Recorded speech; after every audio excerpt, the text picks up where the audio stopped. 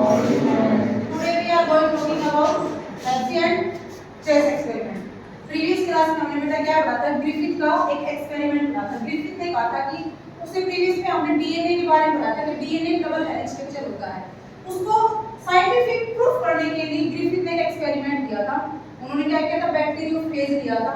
Bacteriophage का मतलब क्या होता है, which virus is posed into the bacteria is known the bacteriophage. लेकिन इसका अनइक्विवोकल प्रूफ हुआ नहीं, तो लेकिन उसके बाद आए Hershey and chess experiment.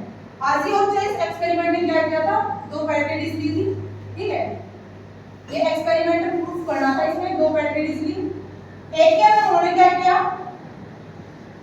Firstly सबसे पहले हम क्या करते हैं, वायरस के डायग्राम के बारे में जानते हैं, ठीक है। ये एक बैक्टीरियोफेज का डायग्राम है। ये आउटर मोस्ट जो उसकी लेयर होती है कैप्सूल की बनी हुई होती है प्रोटीन, ये इसका मिडल पार्ट होता है और ये इसकी टेल होती है, ठीक है। ये एक वायरस का डायग्राम है। अब ये इसको इस बैक्टीरियोफेज में इसको कहेंगे। अब जो हर्शी और चेस का जो एक्सपेरिमेंट था, दो पेटेंट्स ली थी। दो पेटेंट्स के अंदर जो एक लिया था वो प्रोटीन का बैक्टीरियोफेज लिया और जो सेकंड था वो फॉस्फोरस का वो लिया था इसके अंदर बैक्टीरियोफेज, क्योंकि इसके अंदर उन्होंने सल्फर लिया और second one phosphorus. You already know जो प्रोटीन होता है वो सल्फर को कंटेन करता है और जो डीएनए होता है consist nitrogenous base, phosphate group and pentose sugar. Second इसका क्या था, जो हर्शी एंड चेस का एक्सपेरिमेंट था, उन्होंने तीन उसमें बारे में किया था।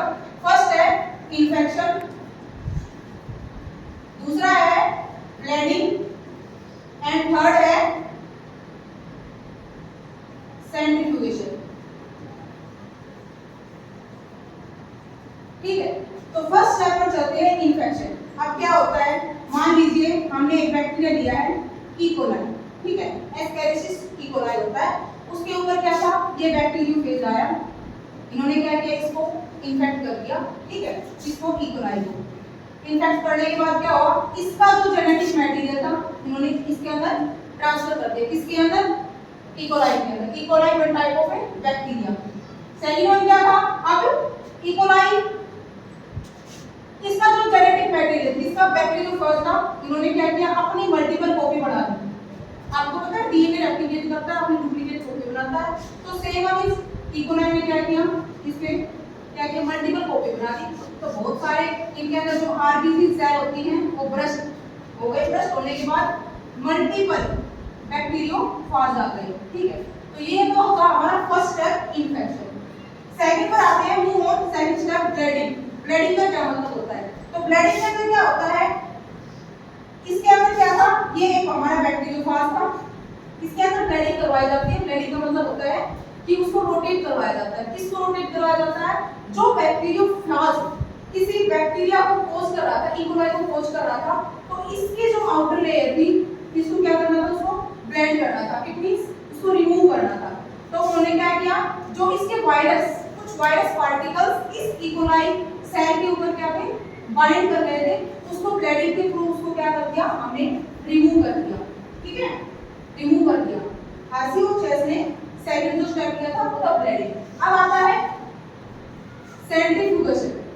सेंट्रीफ्यूगेशन फोर्स अप्लाई होता है, ये लेबोरेटरी के अंदर किया जाता है। लेबोरेटरी के अंदर क्या किया जाता है, जब हम किसी भी बैक्टीरिया के अंदर उस चीज को अलग करते हैं, तो अलग करने के लिए सेंट्रीफ्यूगेशन किया जाता है। सेंट्रीफ्यूगेशन एक रोटेशनल फोर्स अप्लाई किया जाता है। उसके अंदर क्या करते हैं, ब्लड ग्रुप को टेस्ट करवाते हैं। उसके अंदर अगर हमारा ब्लड ग्रुप इन्फेक्शन है तो उसके अंदर क्या होता है, जो चीज इन्फेक्टेड हुई है वो तो सुपरनेट के अंदर रिमूव हो जाती है और जो चीज बच जाती है वो बॉटम के अंदर सेटल डाउन हो जाती है। तो इसका सेंट्रीफ्यूगेशन करवाया। सेंट्रीफ्यूगेशन करवाने के बाद जो इकोलाई था, अब पता है आपको, हम फर्स्ट में लिया था, हमने सल्फर लिया था और फॉस्फोरस लिया था।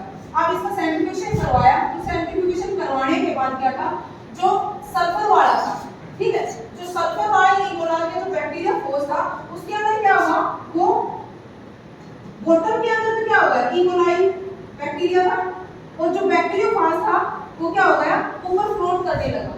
इट मींस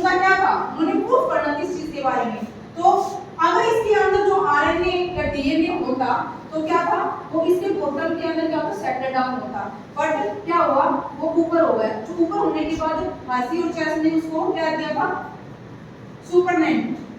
सुपरनेट का मतलब होता है अगर कोई लाइट वेट पार्टिकल्स होते हैं तो फ्लोट करने लगते हैं, ठीक है, तो वो था सुपरनेट। और ये हमारा क्या था, इसको बोल सकते हैं आप वैल्यू, ठीक है, हो गया।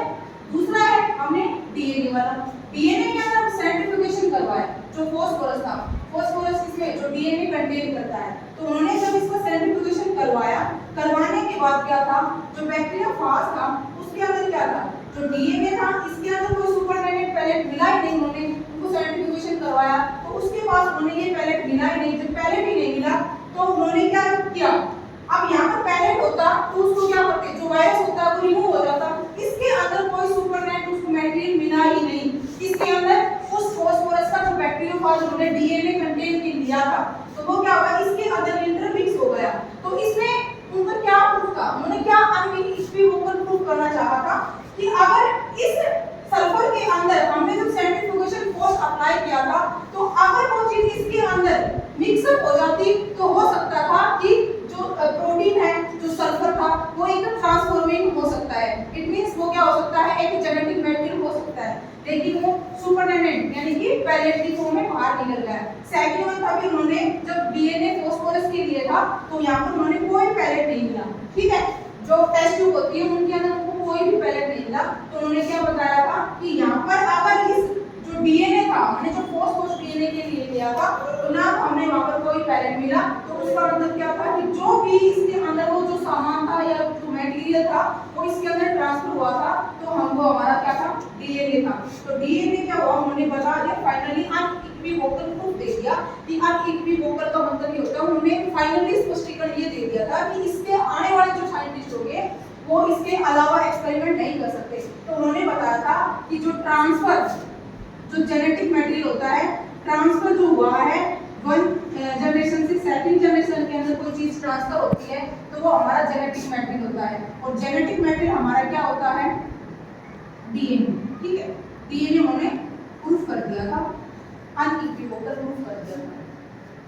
This is the clear to you student, okay.